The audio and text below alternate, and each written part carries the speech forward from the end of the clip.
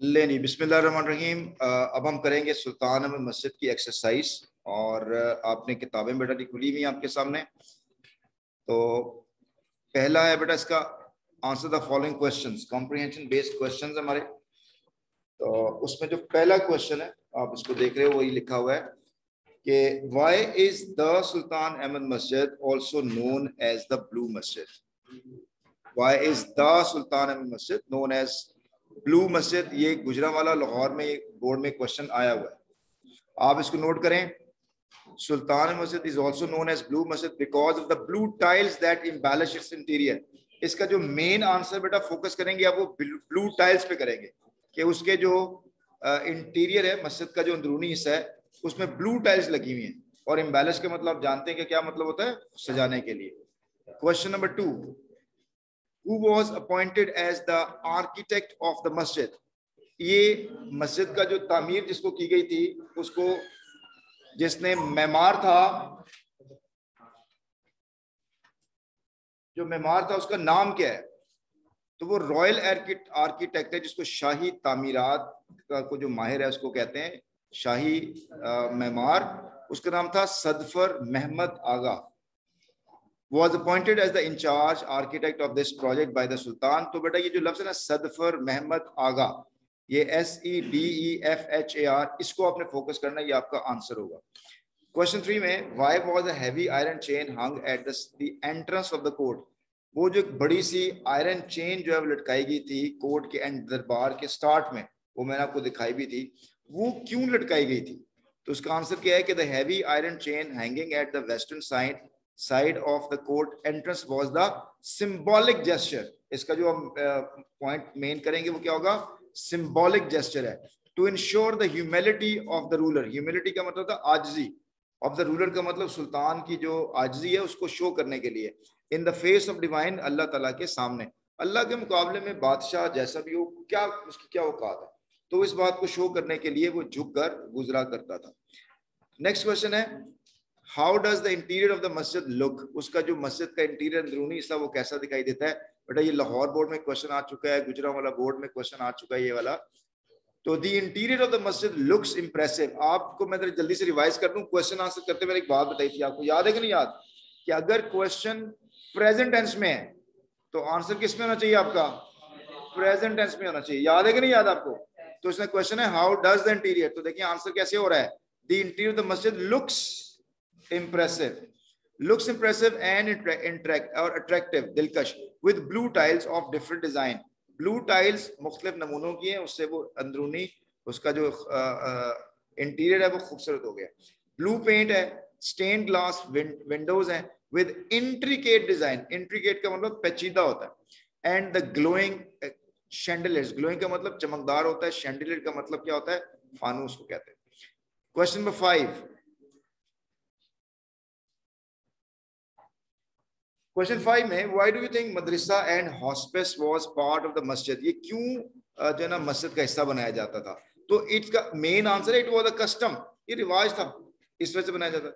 It was a custom at that time to build a masjid that had a tomb of the founder, a madrasa and a hospice।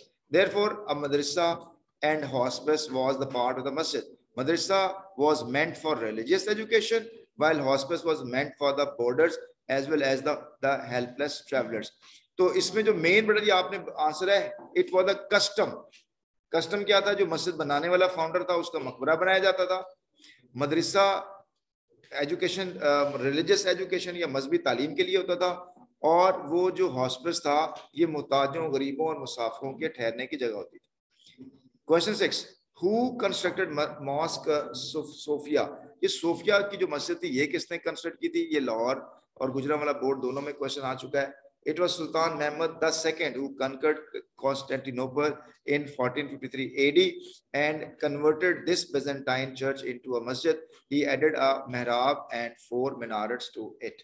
ये जो क्या नाम है इसका, हाजिया Sophia या आया सोफिया, ये रोमन एम्पायर्स का चर्च था, और ये क्या कमाल का चर्च था जिसको बाद में मुसलमानों ने मस्जिद में तब्दील कर दिया था। नेक्स्ट देखें, vocabulary, find out the synonyms of the following words. इसमें वोकैबुलरी है, circle the correct antonyms for the given choice of the underline words. पहले हम इसकी वोकैबुलरी देख लेते हैं। एम्बेलिश, एम्बेलिश का मतलब डेकोरेट होता है, अडॉर्न, ब्यूटीफाई, फर्निश, खूबसूरत करने को कहते हैं। इंटीग्रेट का मतलब कंबाइन, कंसोलिडेट, कंप्लीट या मिलाने को कहते हैं। स्प्लेंडर का मतलब मैग्निफिसेंस, ग्रैंडियर, ग्लोरी या ब्राइटनेस को कहते हैं। और मेजेस्टी का मतलब स्टेटलीनेस होता है, स्प्लेंडर या ग्लोरी कहते हैं। इल्यूमिनेट का मतलब इनलाइटन, लाइटन अप, ब्राइटन, रोशन करने को कहते हैं। मेजेस्टी शान शौकत, स्प्लेंडर का मतलब शान शौकत, इंटीग्रेट मिलाना, एम्बेलिश खूबसूरत करना, इल्यूमिनेट का मतलब रोशन करना। चूज द करेक्ट एंटोनिम बेटा जी। इसमें लफ्ज आपका the sultan masjid is one of the most impressive है, तो इंप्रेसिव का क्या होगा? अनइम्प्रेसिव। और नंबर 2 में situated in Istanbul, the largest city का उल्टा क्या होगा? स्मॉलेस्ट। ठीक है। नंबर 3 में a heavy iron chain is hung, तो हैवी का क्या होगा? लाइट। नंबर 4 में the upper level of the interior, तो अपर लेवल का क्या होगा? Lower level. और नंबर 5 में द फ्लोर्स आर कवर्ड, तो कवर्ड की उल्टा क्या होगा? एक्सपोज्ड होगा। ठीक हो गया बेटा। नेक्स्ट क्वेश्चन है, use the following words in sentence. Impressive का सेंटेंस बेटा जी आप देख लें इधर, वसीम अकरम वाज एन इंप्रेसिव क्रिकेटर। और डेक्स्ट्रस का मतलब सलाहियत के साथ होता है, स्किल को कहते हैं। The cat dexterously escaped the dog, dexterously. आजकल तो बैट्समैन को बैटर कहते हैं, the batter hit the ball dexterously, महारत के साथ हिट की बॉल। स्पेशियस का मतलब कुशादा होता है। Our classroom are very spacious. Our classrooms are very spacious. Humanity आजिज़ी कहते हैं। God likes the virtue of humility.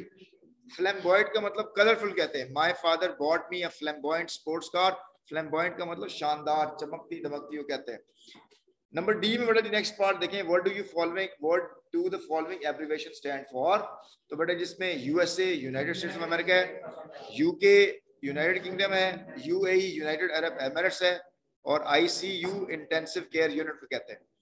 PhD बेटा डॉक्टर ऑफ फिलॉसफी है, एमफिल मास्टर ऑफ फिलॉसफी है, PAF पाकिस्तान एयरफोर्स है, UNO the United Nations Organization है, और ISSB Inter Service Selection Board को कहते हैं। ISSB Inter Services Selection Board. PTB Punjab Text Book Board, MNA member of national assembly, MPA member of provincial assembly, एक minute, MPA IMF International Monetary Fund, WHO World Health Organization, NADRA National Database Registration Authority, वापडा water and power development authority, WTO World Trade Organization, UNESCO United Nations Educational Scientific and Cultural Organization, UNICEF United Nations International Children Emergency Fund को कहते हैं। ये बेटा क्या पूछ रहे हो? जल्दी पढ़ो, क्वेश्चन था मुझसे, बोले कौन सा बेटा? IMF बेटा ISSB उनका अपना होता है। ये जो ISSB है पाकिस्तान में जो लोग जो बच्चे जाना चाहते हैं फौज में, उनका टेस्ट होता है, वो इनका अपना अलग होगा। नेक्स्ट है position of adverbs. Place the adverbs at appropriate position. बेटा मुझे पहले बताएं एडवर्ब्स के बारे में कितने बच्चों को पता है? कौन बच्चा बताएगा एडवर्ब क्या होते हैं? एडवर्ब किसे कहते हैं? बोलो क्या होते हैं? वर्ब की जगह पे इस्तेमाल होते हैं। One time one answer. जी बेटा जी, एडवर्ब किसे कहते हैं? बेटा गलत बोल रहे हैं आप। You have to raise your hands before answering the question. जी मतलब ना, बिल्कुल गलत। बेटा नाउन की जगह पर आने वाले वर्ड को प्रोनाउन कहते हैं, लेकिन वो वर्ड जो ये बताए कि एक्शन कैसे हुआ है, एक्शन कैसे हुआ है, उसको एडवर्ब कहते हैं। कोई एक्शन किस जगह पर हुआ है, कोई एक्शन किस टाइम पर हुआ है, उसको एडवर्ब कहते हैं। सुना है आपने कि नहीं सुना? नहीं सुना आप लोगों ने? बेटा पहले भी बताया मैंने आपको, आपने नहीं सुना। वो वाला वर्ड जो किसी नाउन की जगह पर आता है उसको एडवर्ब कहते हैं। सुन ही नहीं रहे आप लोग। वो वाला वर्ड जो नाउन की जगह पर आता है उसको एडवर्ब कहते हैं। क्या कहते हैं उसको? तो एडवर्ब वर्ब की जगह पर आता है तो क्या होता है? वो एडवर्ब क्या होता है? हाँ जी,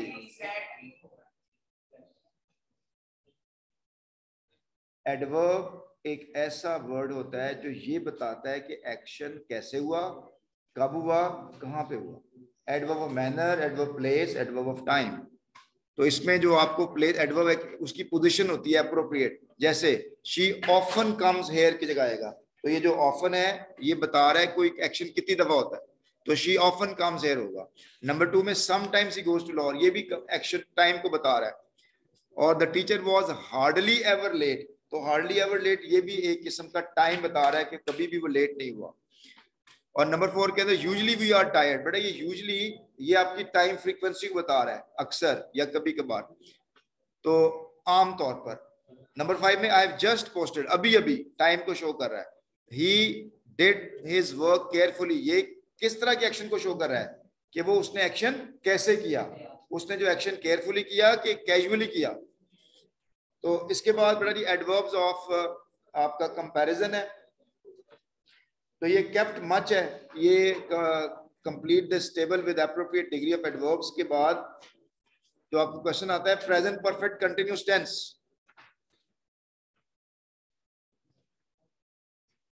अब हम करेंगे पुट फॉर द सेंस, ये जो है ना क्वेश्चन आपका पुट फॉर और सेंस इन द ब्लैंक। अब आपको मैं बता दूं बेटा जी सेंस फॉर का कॉन्सेप्ट क्लियर कर ले मेरे बच्चों को। जब भी कोई एक्शन, इधर तवज्जो से बात सुननी है मेरी, जब भी कोई एक्शन शुरू हो, मैं कहता हूँ कि यार ये क्लास ना 8 बजे से शुरू हुई है, ये क्लास कितने बजे शुरू हुई है, 8 बजे, और 8 बजे से लेकर 9 बजे तक ये क्लास रहनी है। तो 8 से 9 तक इसे कहते हैं ड्यूरेशन, कहते हैं क्या कहते हैं, ड्यूरेशन। लेकिन मैं कहूँ ये क्लास कितने बजे शुरू हुई थी, तो आप कहें 8 बजे से शुरू हुई थी। अब बेटा ये दो चीजें आपने समझनी है, एक है पॉइंट इन टाइम और एक है duration of time. Point in time का मतलब होता है कोई एक्शन कितने बजे शुरू हुआ है, कब से शुरू हुआ, उसको पॉइंट इन टाइम कहते हैं। तो पॉइंट इन टाइम के लिए हम सेंस लगाते हैं। दोबारा बोलें, पॉइंट इन टाइम के लिए क्या लगाते हैं। अच्छा बेटा ड्यूरेशन का मतलब ये हुआ है कि कोई एक्शन कितनी, या मतलब उसका वक्फा गया था, कितनी देर के लिए काम हुआ।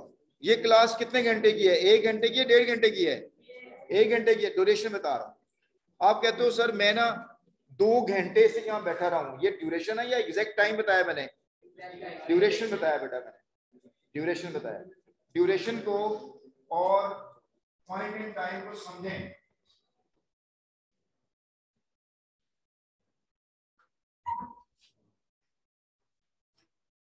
ड्यूरेशन को और पॉइंट इन टाइम को समझना है। ड्यूरेशन को पॉइंट इन टाइम का मतलब है कोई एक्शन किस टाइम से शुरू हुआ। मैंने कहा ये क्लास 8 बजे शुरू हुई, मैंने कहा ये क्लास जनवरी से स्टार्ट है, मैंने कहा ये हम जना पिछले संडे से ये काम कर रहे हैं, ये पॉइंट इन टाइम है। लेकिन 8 बजे से लेकर 9 बज गए और 1 घंटा हमने क्लास में बैठे, अभी जो 1 घंटा हम क्लास बैठे ये क्या है, ड्यूरेशन है। 4 महीने ड्यूरेशन है, 6 महीने ड्यूरेशन है, 6 साल ड्यूरेशन है, समझने बात को। तो ड्यूरेशन के लिए हम क्या यूज करते हैं, फॉर। अब आपने पॉइंट इन टाइम और ड्यूरेशन को समझना है। पॉइंट इन टाइम के लिए क्या लगता है, सेंस। ड्यूरेशन के लिए क्या लगता है, फॉर। अब मुझे दोबारा बता दें मैं क्या मैंने बताया आपको। पॉइंट इन टाइम के लिए क्या लगता है, और ड्यूरेशन के लिए क्या लगता है, फॉर। अब मुझे ये बताएं, क्वेश्चन है I have been studying dash 3 hours, 3 घंटे हैं, तो बेटा क्या लगेगा, फॉर लगेगा, शाबाश। अब बताएं I have been watching TV since 7 PM, बेटा मुझे बताओ 7 PM से मैंने बैठना शुरू हुआ, 7 बजे से वो बैठना शुरू हुआ है, 7 बजे से कब तक बैठा है। उसने ड्यूरेशन नहीं बताई ना कि उसने टीवी जो है 2 घंटे के लिए देखा है, 3 घंटे, ड्यूरेशन नहीं है ना। उसने पॉइंट इन टाइम बताया, कब स्टार्ट किया था उसने, 7 बजे। तो क्या लगाएंगे यहाँ पे हम, सेंस लिखा जाएगा यहाँ पर। और नंबर 3 में लिखा हुआ है Tara has not been feeling well dash weeks, बताओ बेटा 2 हफ्तों से, तो क्या आएगा, ड्यूरेशन है, तो फॉर आ जाएगा बेटा इसके साथ, ठीक है। नंबर 4 में लिखा हुआ है तारा hasn't been visiting us dash March, उस since March। अब ये क्यों है, उसने कहा जी मार्च से, ये ड्यूरेशन नहीं है, ये पॉइंट इन टाइम है। और 5वां ही has been playing football dash a long time, काफी अरसे से, for a long time के साथ आएगा। और इसके बाद नंबर 6 में he has been living in Bangkok dash he left. बेटा जब से उसे छोड़ा तो सिंस ही लेफ्ट के साथ आएगा। मुझे बताएं बेटा ये सिंस फॉर का कॉन्सेप्ट क्लियर हुआ है कि नहीं हुआ? चले लेट्स सी, मैं आपसे दोबारा पूछता हूँ किसको ये बात समझ में